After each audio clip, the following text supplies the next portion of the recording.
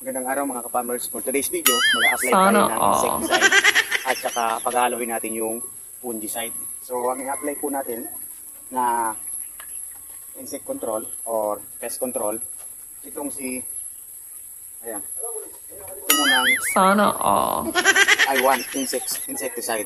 So, all plants po siya. So, kung nakikita nyo itong gamit natin, so pwede po siya for the control of insect and crops. Ayan. So, nandito naman nakalagay sa description. So, yung interval nito or yung pag-apply every 5 to 7 days. Depende sa pangailangan ng inyong mga pananim. Kung, for example, kung malala na yung epekto ng mga insekto or yung mites, aphids, or whitefly, so pinupuksan niya po ito, piniprevent niya yung mga insekto na namumugad or kumbada po sa ating mga halamang gulay. Kagaya ng talong, sili, okra, at marami pang ibang gulay. Pwede din po siya sa palay. So, ang measurement din po nito, every 16 liters na itong snapshot sprayer natin is katumbas ng 3 puno nitong takip ng ating I1 insecticide. Ayan. So, 3 takip, every 16 liters, yung 3 puno nito. Then, kung wala naman kayong, kung hirapan kayo mag-measure, meron kayong disposable na ganitong kutsarita, yung plastic na kutsara is pwede nyo rin siyang lagyan ng 10 kutsarita, 8 to 10 teaspoon, katumbas ng 16 liters na tubig. So, ihalo lang po natin siya.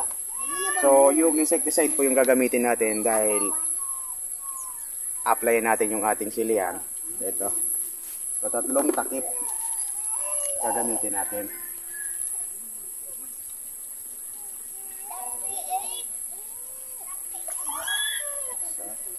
Natapon. So,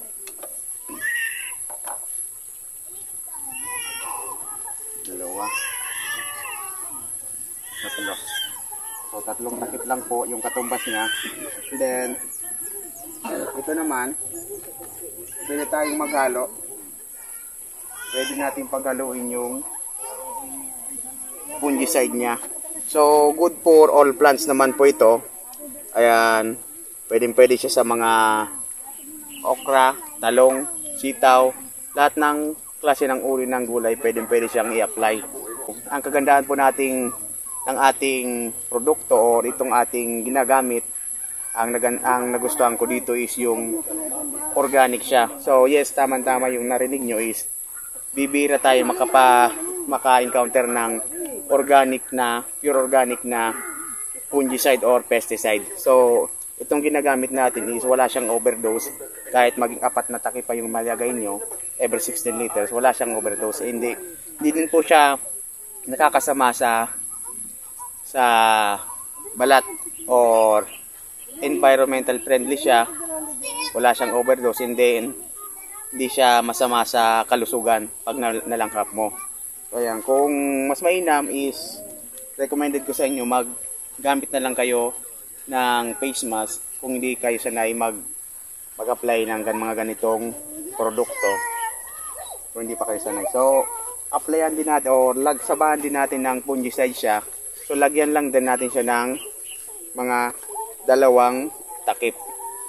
So, bago kayo gumamit ito, i-shake nyo muna bago nyo gamitin. So, kabubukas pa lang natin.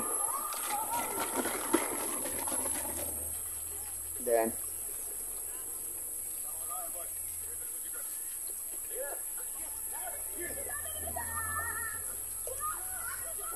dalawa lang. Ayan.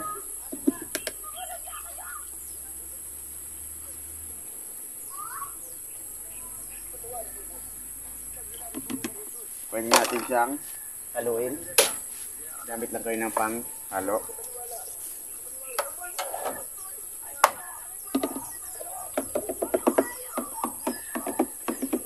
Na-encounter kasi natin mga farmers o mga magsasaka na kagaya ko is yung mga ganitong problem kung kailan lang tayo mag-a-apply, maisipan natin mag-apply. So mali po yun yung method natin. Sabi nga nila is yan, prevention is better than cure. Ika nga, dapat mag-apply tayo alam na nating dadating yung unos or dadating yung mga ganitong mga peste sa ating mga pananim is mag-apply na tayo. So hindi naman nakakasama yung pag-apply ng mga fungicide, insecticide. So nawawala din po yan pag na makalipas na mga ilang araw. So itong produkto na ginagamit natin, ang gustuhan ko dito is organic siya. So hindi nakakasama sa kalusugan.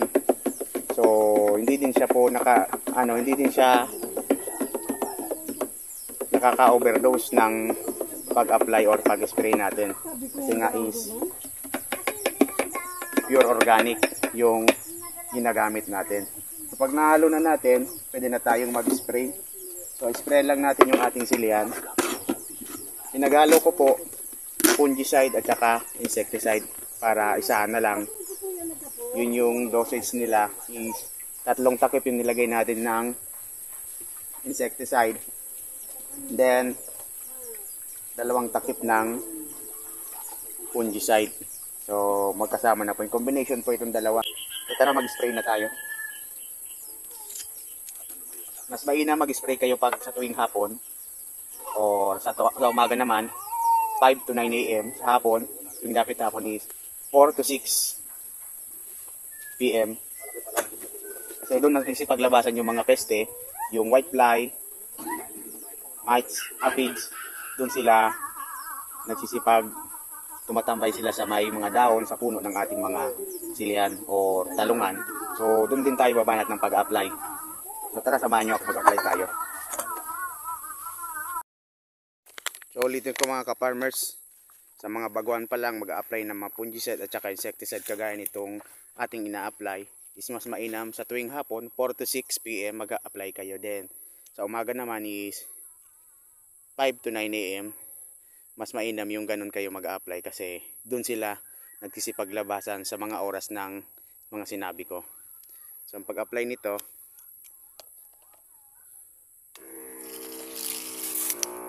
ayan,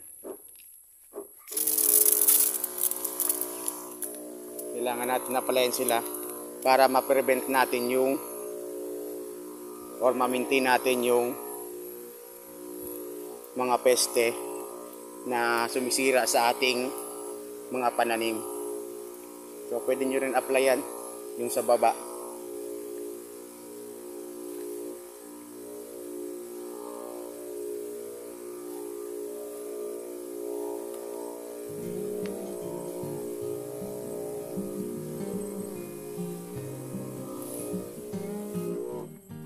Ayan.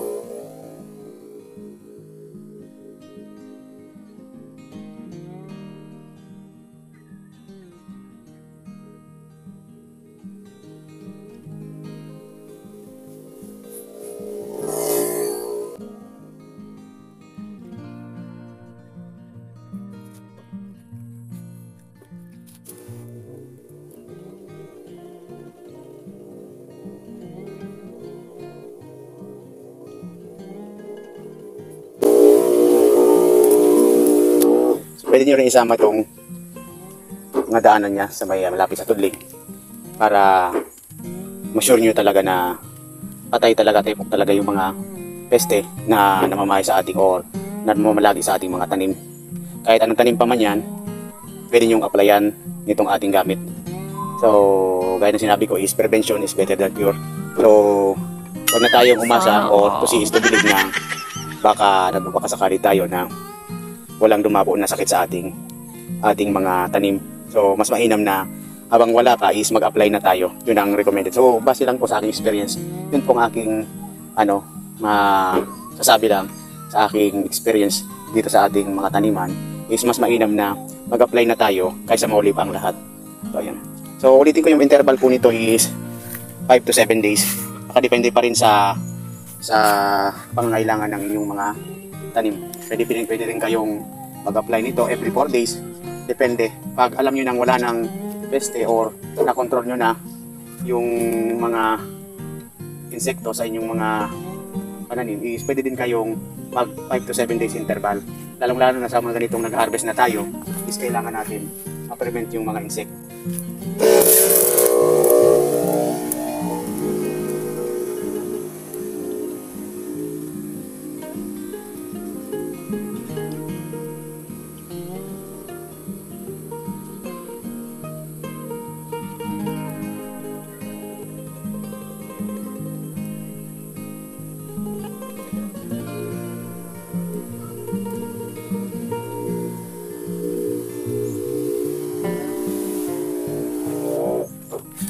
Walang tayo ng fish.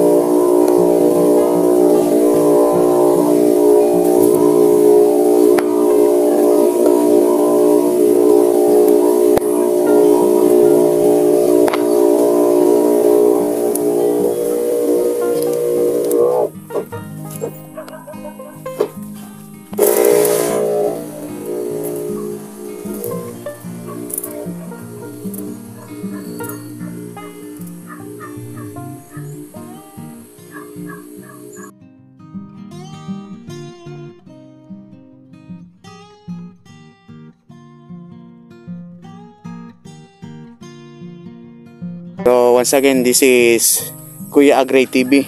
So kung bago pa lang sa ating channel, huwag niyong kalimutang mag-subscribe sa ating YouTube channel at pakiclick naman ang notification bell button para updated ka lagi once na maglalabas sa ganitong video patungkol sa ating pagtatanim at saka dito sa ating silihan. Maraming salamat sa panonood. Happy farming!